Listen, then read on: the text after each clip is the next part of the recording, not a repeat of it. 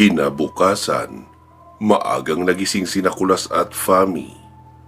Agad namang nagsaing si Fami para makapag-almusal sila Nicolas ng kanin bago bumaba sa sentro. Habang nagsasaing si Fami, ay nagpapakain naman ng mga manok niya ang nanay nitong si Aling Fatima. Sabi pa noon, "Hala anak, mukhang may nagnakaw sa mga alaga kong manok. Hindi ko na makita yung dalawang malalaki na. Malapit na iyong mga itlog eh. Kahit naman ilabas ang mga iyon sa kulungan, ay hindi rin iyon lalayo dahil masyadong maamo ang mga manok ko." Sabi naman ni Fami, "Naku nay, pasensya na. Si Kulas ang kumuha. Dumalaw daw kasi ang mga kaibigan niyang elemental. Kaya ibinigay niya ang dalawa sa alaga niyang Sigbin para hindi man biktima ng tao. Papalitan niya na lang daw ng 2 dosenang 45 days na manok. Pero doon na sa paglipat natin para masulit ang pag-aalaga niyo ng manok. Madaling lumaki at madaling maibenta."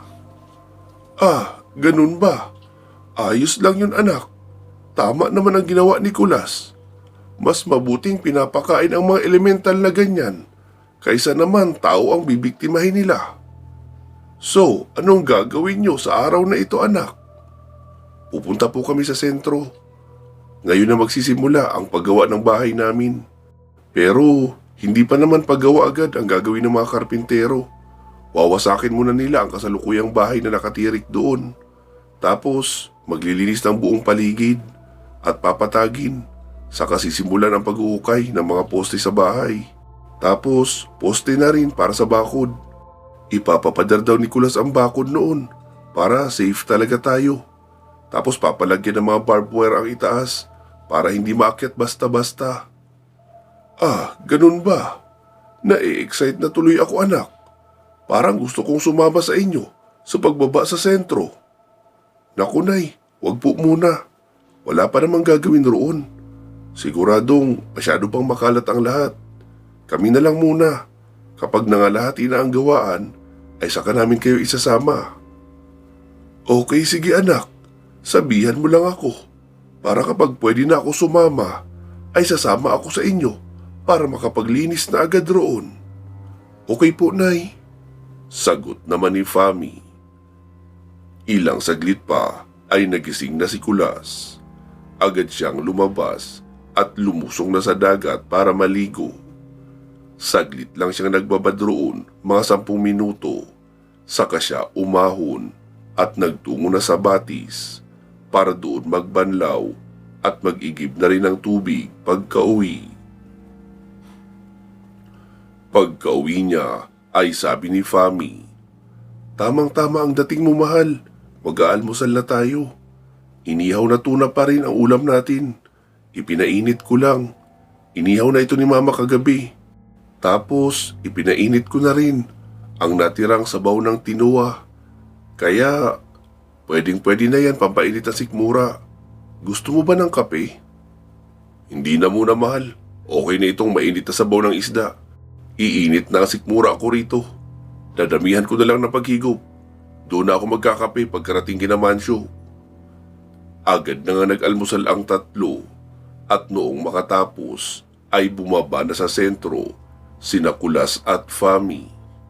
May dala na ring pera si Kulas na pambayad sa inabono ni Mancio, pati na iyong ibinili ng bangka. Pagkarating nila sa bahay nila Mancio, ay si Mildred lang ang naabutan nila na naroon sa may shed. "Mildred, si Mancio, nasaan?" Sabi naman ni Mildred, "Naroon na sa lote. Maaga kasi nagpunta ang mga karpintero rito.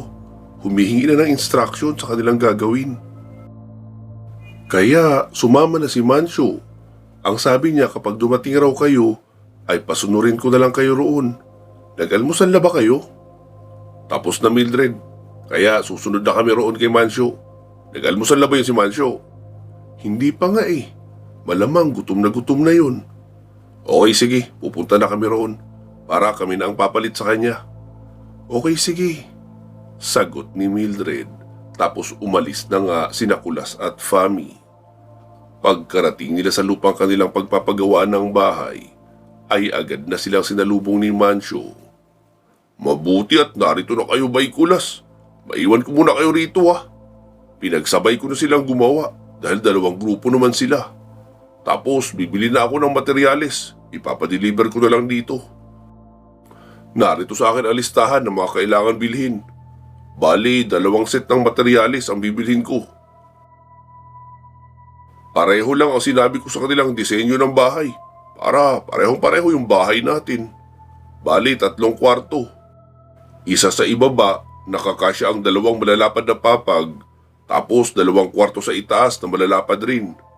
Ang CR naman ay 2 rin. Para kahit may mga bisita ay hindi maghihintayan. Okay, sige Bay Mancio. Kumain ka muna roon sa inyo. Tapos pagkabalik mo rito, ay saka tayo bumili ng materyales. Hindi pa naman sila gagamit ng materyales ngayon, di ba? Kasi magwawasak pa sila niyang kubo at maghuhukay. Oo, pero baka mamayang hapon ay pwede na silang magsimula sa pagbubuhos para sa pader ng bakod. Mabilis kumilos ang mga iyan, lalo at pakyaw ang kontrata. Okay, sige. Sagot pa ni Kulas. Agad nang umalis si Mancio. Ilang saglit pa ay nakita ni Kulas ang 3 ginang na lumapit sa kanila kahapon para magpatulong na hanapin ang kanilang mga asawang mangingisda. Sabi pa noong isang ginang, Kulas, may balita ka na ba sa asawa namin? Sabi naman ni Kulas, Oo, nagpunta kami kahapon sa isla ng Darsena. Hindi pa nga kami nakakalapit ay tumaob na ang bangka namin dahil ayaw nilang makalapit ako roon. Pero nagawan ko ng paraan para may makausap akong mga elemental na malapit roon. Nalaman kong puro ng mga kakaibang uri ng aswang ang naroon sa islang iyon. Maging lahat ng mga tao roon ay naging aswang na rin. Nadakip nila ang mga asawa nyo at agad kinatay. Ikinalulungkot ko ang nangyari sa inyong mga asawa. Wika ni Kulas at doon na naglupasay ng iyak ang 3 mga ginang. Mabuti na lang at may mga kasama naman sila na umalalay sa mga iyon. Sabi naman ni Kulas kay Fami, Mahal, tara, doon na muna tayo sa may tindahan. Gusto kong uminom ng soft drinks. Masyadong nakaka-stress ang eksena rito. Mamaya niyan, magbabago na ang ihip ng hangin. Ako na ang sisisihin nila sa nangyari sa kanilang mga asawa. Wika ni Kulas at dali-dali na silang umalis ni Fami sa kinapipwestuhan ng mga ginang na umiiyak. Sabi naman ni Fami, anong plano nyo sa islang iyon? Wala pa sa ngayon. Hirap nga kami makalapit Kaya wala pang plano para sa mismong isla na iyon. Pero mag-aabang kami ni Bay Mancio ng mga aswang na susubok na magpunta sa isla natin para magmanman. Sila ang huhulihin natin at tatanungin ng mga bagay-bagay tungkol sa mga nangyayari sa isla. Saka kami pupunta ni Mancio sa islang kalapit roon para pigilan rin ang pambibiktima ng mga aswang sa mga taong taga roon. Wika pa ni Kulas habang naglalakad sila ni Fami at noong makarating sila sa isang tindahan ay agad siyang bumili ng soft drinks at tinapay para sa merienda nila ni Fami. Makalipas ang 1 oras ay dumating naman si Mancio. Tara na Bay Kulas, bili na tayo ng mga materyales. Okay, sige, tara. Sagot ni Kulas at magkakasama na silang 3 na pumunta sa isang malaking tindahan ng mga materyales sa lugar.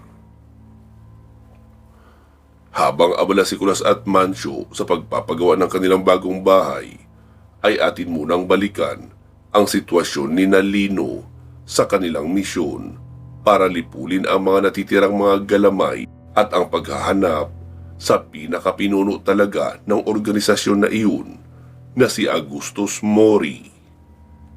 Nakalubog na ang araw ay nasa biyahe pa rin ang grupo ni Lino. Magkatabi sina Lino at Rosalia sa harapan. Sa gitnang bahagi naman ng sasakyan ay naroon sina Tingting at Roulette. Sabi ni Tingting, Kuya Lino, pasado 6:00 na. Hindi pa tayo nakakarating ng San Narciso. Oo nga late na kasi tayo nakaalis. Baka mga 8:00 na tayo makarating roon. Tama ka talaga Kuya Lino na nagpabalot ka ng 2 set na pagkain. Maghapunan tayo pagkarating roon. Tapos kapag nakapaglakad tayo ng mga 3 oras mahigit, ay saka natin kainin ang ikalawang batch ng baon natin. Oo, Ting, sige. Kuya Lino, gusto mo ako naman ang pumalit sa'yo sa pagdadrive? Wala namang sasakyan gaano sa daan oh. Kaya ko na yan. Okay, sige Ting, kung gusto mo. Medyo napapagod na ako at inaantok kaunti. Baka iidlip muna ako. Sige Kuya Lino, palit na tayo. Inihinto na muna ni Lino ang sasakyan at nagpalit sila ni Tingting ng pwesto dahil si Tingting na nga ang magdadrive. Lumipas ang mahigit 3 oras. Naroon na sila sa bahagi ng San Narciso noong magising si Lino. Uy, San Narciso na pala, Ting. Oo nga, kahit medyo mabagal ang takbo ko, ayos lang. At least hindi kayo masyadong nayugyug at nakatulog kayo ng mahimbing. Oo nga Ting, tama ka. Hindi ko masyadong naramdaman na nasa biyahe ako dahil sa maingat mong pagmamaneho. Ilang saglit pa ay nagising na rin sina Rosalia at Roulette. Hala, napahaba pala ang tulog natin. Mag-alas 8 na eh. Nasaan na ba tayo banda? Tanong pa ni Rosalia. Sabi naman ni Tingting, nasa may San Agustin na tayo. Kakalampas lang natin sa arko ng San Narciso eh. Roulette, saan pala banda sa San Agustin yung pupuntahan natin? Sabi naman ni Roulette, sa dulo tayo bago makarating sa arko papalabas ng San Agustin. Wala nang kabahayan roon. Pero mainam na doon tayo magpark at mag-iwan ng sasakyan dahil walang makakapansin ng mga tao. Sabi naman ni Tingting, okay sige, i-guide mo na lang ako kung saan ako banda liliko ha.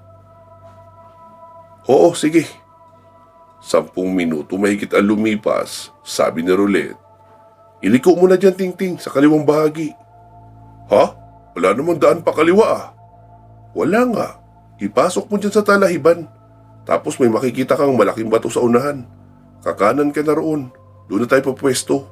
Tagong-tago ang sasakyan roon. Huwag ka mag-alala, walang bangin dyan. Tinignan ko na yan kahapon sa satellite camera. Kaya alam ko ang itsura sa bahaging yan. Okay sige, sabi mo eh. Sagot ni Tingting at iniliko na nga ang sasakyan. Noong huminto ay agad na silang nagsibaba at nag-inat-inat. Sabi naman ni Lino, kumain na tayo. Nagugutom na talaga ako eh. Pasado alas 8 na oh. Okay sige, ilalabas ko lang mga pagkain. Uwi ka pa ni Rosalia. Tapos tinulungan na rin siya ni Roulette na maghanda ng mga pagkain. Noong ready na, ay nagsilapit na rin sina Lino at nagsimulang kumain. Nagsalita si Tingting. Roulette, mga gaano kalayo ang pupuntahan natin? Sa estimate ko, siguro 4 na oras na lakad sa katamtamang bilis. Hindi rin naman kasi tayo pwedeng maglakad ng sobrang bilis.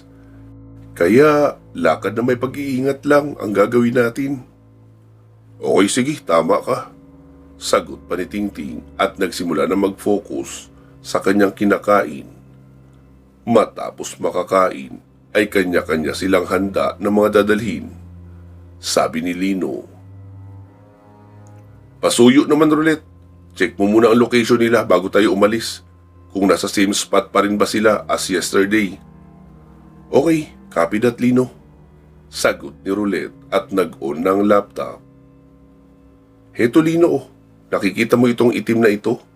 Mga bato ito na maaaring ginagamit nilang cover, kaya sila nariyan. Heto ang image capture yesterday. Ito naman ang ngayon. Walang nagbago, same spot pa rin.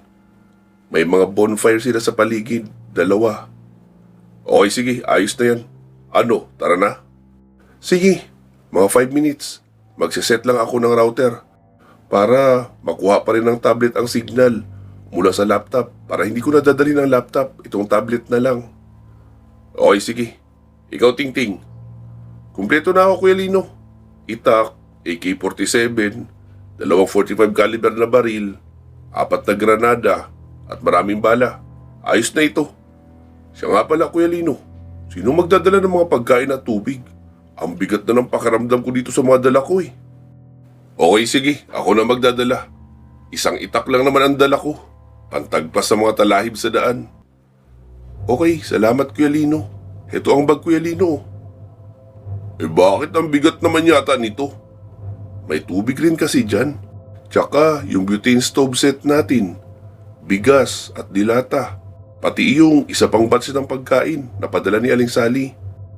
Hayaan mo, malaki ang igagaan yan kapag nakain na natin ang next batch ng pagkain. Okay, sige, naitanong ko lang naman. So, let's go? Tanong ni Lino at nakatingin na ito kina Rosalia at Roulette. Sabi naman ng dalawang dilag, okay, let's go. 9:00 na noon ng gabi at ayon pa kay Roulette ay aabuti ng 4 na oras ang paglalakad bago marating ang kinaroroonan ng mga kalaban. Kaya more or less, 1:00 na ng madaling araw sila makakarating roon. Nagsimula ang kanilang tahimik na paglalakbay. Maingat ang bawat tapak at iniingat ang makatapak ng mga sanga o tumpok ng mga tuyong dahon. Makalipas ang 3 oras, sabi ni Lino, Roulette, pakicheck mo yung distance natin sa location ng mga kalaban. Okay, Lino. Seryosong sagot ng dalaga at nag-check na ito ng tablet. Nasa 10 kilometers na lang, Lino. Tsaka merong movement. Parang may kasiyahan sila. Dahil karamihan ng mga hit signature ay nasa labas ng tent na nakapaligid sa bonfire. Okay, sige, kumain muna tayo at magpahinga ng kalahating oras. Sakto iyon, natapos na sila sa kanilang kasiyahan, saka tayo darating. Copy that. Sagot ng mga kasama. Tapos inilabas na ni Rosalia ang mga pagkain na naroon sa dalang backpack ni Lino. Habang nasa kalagitnaan sila ng kanilang pagkain, ay nakarinig sila ng echo ng malakas na tili ng kababaihan mula sa kabilang bundok. Nahinto sa pagsubo ng pagkain sina Rosalia at Roulette.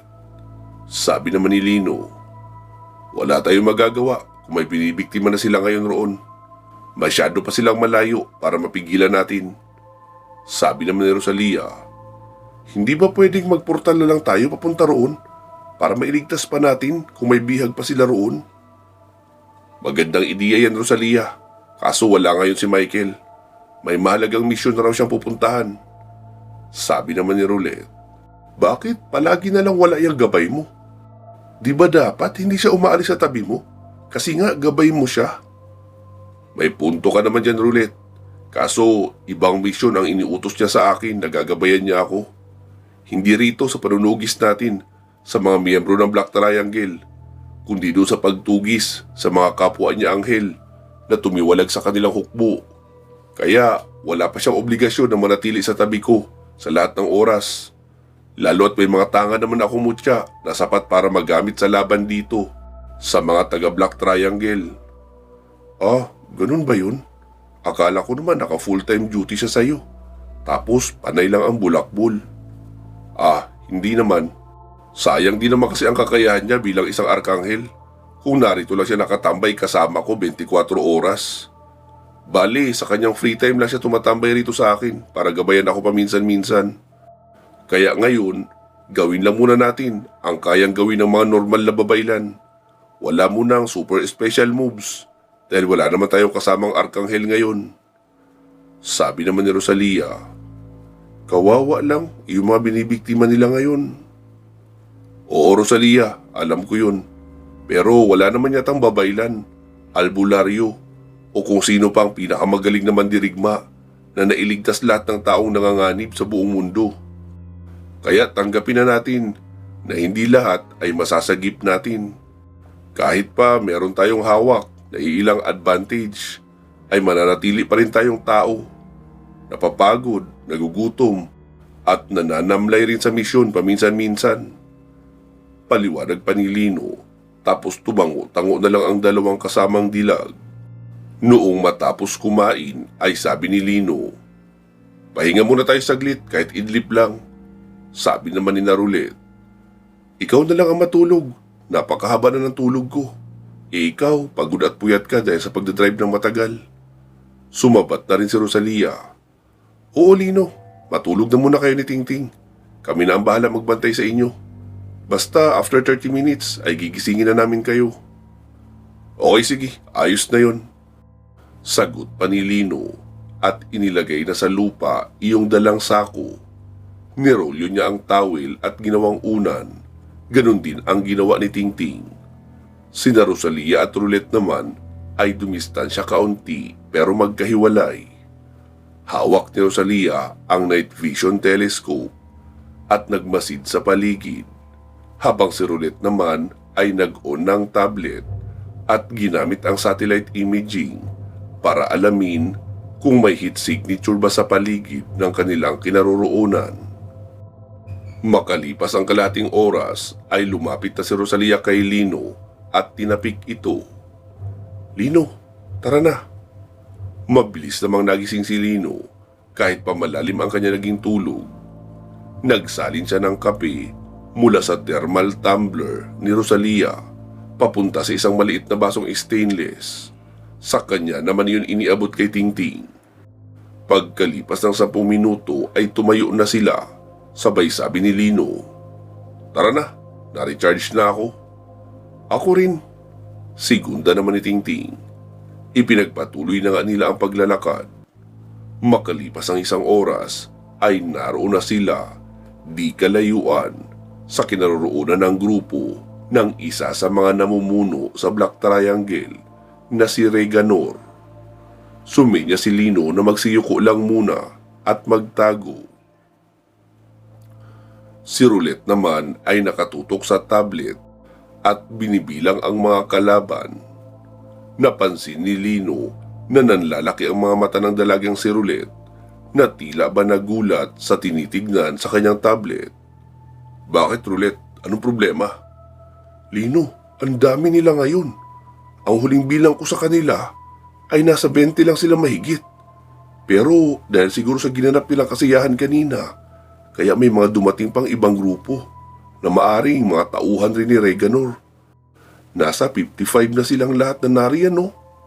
Sabi naman ni Lino, wala namang problema kung ilan pa sila dyan. Unahin lang muna natin i-check kung lahat ba ng 55 hit signature na yan na nakuha mo ay mga kalaban. Baka naman may buhay pa sa mga bihag nila na pwede natin mailigtas. Naku Lino, hindi ko malalaman dito yun sa hit signature. Sabi naman ni Rosalia, di magmanman muna tayo. Bilangin natin kung ilan sila ng mano-mano. At kung may pagkakataon, lumapit na rin ang isa sa atin para malaman kung may bihag pa ba sila na buhay. Sabi naman ni Lino, alam ko na, susubukan kong gamitin ang kakayahan ko sa tagabulag. Tapos ako ang sisilip sa mga tent. Sabi naman ni Roulette, meron ka pala niyan? Bakit hindi mo ginagamit? Kasi po, karamihan ng kalaban natin ay may alam sa espiritual na karunungan. Ibig sabihin, kahit pa hindi nila ako nakikita, mararamdaman pa rin nila ang aura ko. Kaya hindi ko makita ang sense para gumamit pa ng ganito. Okay, sige. Since si Reganor lang naman ang malakas ang espiritual na kapangyarihan sa kanila, kaya siya lang maaaring makaramdam sa iyo. Iyong karamihan dyan sa mga kasama niya ay mga regular na aswang lang. Kaya malulusutan mo na ang mga yan. Okay, sige. Ako na bahala. Sagot pa ni Lino at ibinaba ang mga dala para komportable ang pagpunta niya sa bawat tent sa ibaba. Sabi naman ni Roulette, Lino, 6 ang mga tent na nakapalibot sa 2 bonfire na nasa gitna. 5 sa mga tent ay malalaki. Tapos may isang maliit na tent na nasa may kanan. Sa tingin ko, nariyan ang kanilang mga gamit, armas, o bihag kung meron man. Masyado kasing maliit para okupahin ng 10 katao yan. Kaya dito ka sa kanan dumiretso. Sabi naman ni Lino, paano ko malalaman na hindi mga kalaban na nakaabang sa akin roon? Eto Lino, pero hindi ako sigurado. Kasi simula kahapon, pare-pareho ang liwanag ng heat signature ng mga taong nariyan. Pero ngayon, kapag pinagmasdan mong maigi ang signature rito, merong 3 na medyo malamlam ang liwanag. Sa pagkakaalam ko, mataas ang heat signature ng mga aswang dahil mataas ang kanilang adrenaline sa katawan kaysa sa mga normal na tao. Kaya malaki ang paniniwala ko na hindi aswang ang nariyan sa maliit na tent, kundi mga bihag. Sabi naman ni Lino, kung ganun, dapat dalawa kami ni Tingting ang bababa. Tapos kapag nakuha na namin ang mga bihag, ay dadalhin namin rito. Tapos ilayo nyo muna. Bigyan nyo ng makakain. Tapos dalhin nyo sa unahan para hindi matroma sa putukan na magaganap. Ano, ready na kayo? Tara na, Ting. Wika pa ni Lino at nauna na sa pagbaba. Dahil nasa mababang lugar ang kinaroroonan ng mga tent ng mga rebelde at ng isang opisyal ng Black Triangle na si Reganor. Ginamit na ni Lino ang kanyang kakayahan sa tagabulag at hinawakan si Tingting sa balikat. Dumiretso na sila sa maliit na tent. Pagkasilip ni Lino roon ay nakita niya ang isang lalaki at dalawang babaeng bihag. Mga nakatali sa kamay at nakaupo lang sa lupa na mukhang hinang-hina. Sabi ni Tingting, Kuya Lino, alisin mo yung tagabulag mo para makita kanila. Hindi natin sila maililigtas kung hindi nila tayo nakikita. Matatakot ang mga yan, baka magsisigaw pa. Oo nga, Ting, tama ka. Nagpalingalinga muna si Lino sa paligid at noong walang makitang kalaban, ay sa kanya inalis ang tagabulag. Psst, psst, pare, miss. Tawag pa ni Lino. Iyong lalaki ang unang nakapansin sa sitsit ni Lino. Sino ka po? Wika noon, nalatang takot na takot. Ako si Lino, isang albularyo. Naparito kami para tugisin ang mga rebeldeng aswang. Anong ginagawa niyo rito? Mga hikers po kami. 7 kami sa grupo. Tapos kanina lang ay biglang may nagsidatingan ng mga lalaki sa tent namin. Tinalian kami saka dinala rito. Nasaan ang iba niyong mga kasama? Akala ko ba 7 kayo? Wala na yung 4. Kinatay na sila doon sa may bonfire at kinain ng mga halimaw na kumuha sa amin. Ganito, gisingin mo yung kasama mong 2 babae. Sabihin mo na huwag sila mag-iingay. Hindi tayo makakaalis rito kung maagang madidiscovery ng mga aswang na may ibang tao sa kuta nila. Ibulong mo lang sa kanila ang tungkol sa amin. Kapag ayos na, ay saka ako papasok para putulin ang tali nyo at ilayo mo na kayo rito, okay? Opo, sagot pa noong lalaki. Tapos tinapik ang 2 kasama. Saglit silang nagbulungan. Noong malinaw na sa mga kasamang babae ang mensahe, ay muling lumingon ang lalaki sa kabilang bahagi kung saan nakasilip si Lino tapos tumango. Sabi naman ni Lino, Ting, ikaw na ang maghiwa ng tali nila sa kamay. Lookout ako sa labas. Okay, sige Kuya Lino. Sagot ni Tingting at payuko na naglakad patungo sa pintuan sa may harapan ng tent. Makikita ang panginginig sa kamay noong 2 babae na halatang natroma sa nangyari sa kanila. Noong wala ng tali ang 3, ay saka na pinalabas ni Tingting. Naroon naman si Lino nakaabang sa may pintuan. Ilang saglit pa ay nadala na nila ang 3 sa may pinagpipwestuhan nila Rosalia at Roulette. Sabi ni Lino, ito nga pala ang mga kasama namin, si Rosalia at Roulette. Dalhin nyo na sila sa unahan para magtago. Ha? Bakit magtatago? Hindi ba pwedeng umalis na tayo rito? Wika pa ng isang dalagita. Sabi naman ni Lino, pasensya na miss, hindi ang pagliligtas sa inyo ang misyon namin rito, kundi ang paglipol sa lahat ng aswang na nariyan sa baba para wala nang matulad pa sa inyo at sa mga kasama nyo na kinatay ng mga aswang. Sige na Rosalia at Roulette, itago nyo na muna sila sa unahan. Tapos pagbalik nyo, pwesto na kayo kaagad. Lalapit na kami roon ni Tingting. Tumango lang si Rosalia at agad nang umalis para ikubli ang mga nailigtas na bihag. Muling naglakad pababa si Lino at Tingting nang marinig nilang sumigaw ang isang malaking lalaki mula sa isang tent na nasa may dulo. Magsihanda kayo! Pinasok tayo ng isang babaylan! Nararamdaman ko ang aura niya! Narito lang siya sa malapit! Sabi naman ni Tingting. Late ang sensor niya ng ilang minuto ah. Oo nga Ting, sige na, unahan na natin sila. Agad inilabas ni Tingting ang baon niyang 4 na granada at inihagi sa 4 na mga tent. Hawak pa naman siya ni Lino sa balikat, kaya hindi pa sila kaagad nakita ng mga kalaban, gawa ng tagabulag ni Lino.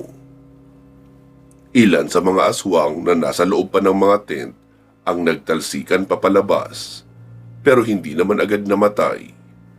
Iyon namang mga nasa labas na ay kaagad nagpaputok ng baril patungo sa direksyon ni Lino. Kaya imbis na tagabulag lang ang gamit nila, ay sinapawan na iyon agad ni Lino ng shield para hindi naman tamaan si Tingting. Pero nagulat siya dahil isang malakas na tigalpo ang tumama sa shield at pareho silang tumalsik ni Tingting sa malayo. Nabasag rin ang shield niya. Napasabi na lang si Lino, Imposible! Wala pang nakakabasag ng shield ko sa isang bato lang ng tigalpo. Lalo at hindi pa naman ako nangihina. Ting, cover ka muna sa bato sa kaliwa. Wika pa ni Lino dahil nakita niyang may mga aswang na ang bumabaril sa direksyon nila.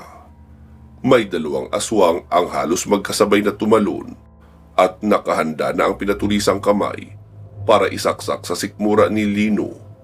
Ang isa naman ay sa likod ni Tingting ang punteriya habang gumagapang pa iyon para makakover sa may bato. Pero 2 putok ang umalingaw-ngaw sa paligid. Nasapul sa ulo ang 2 aswang. Pareho naman silang nakarating kina Lino at Tingting pero wala ng buhay. Basta bumagsak na lang ang katawan kina Lino.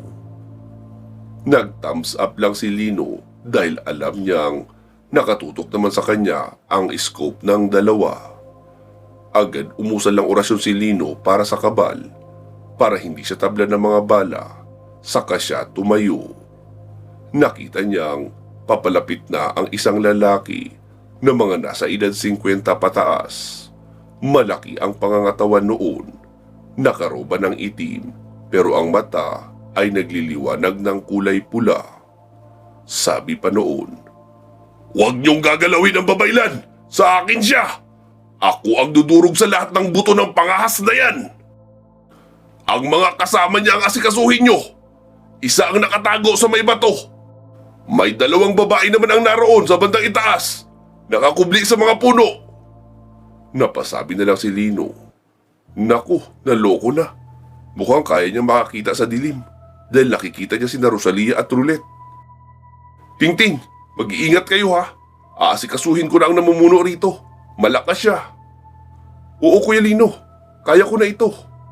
Wika ni Tingting, sabay isinuot ang night vision goggles. Saka ikinasa ang hawak niyang AK-45 assault rifle.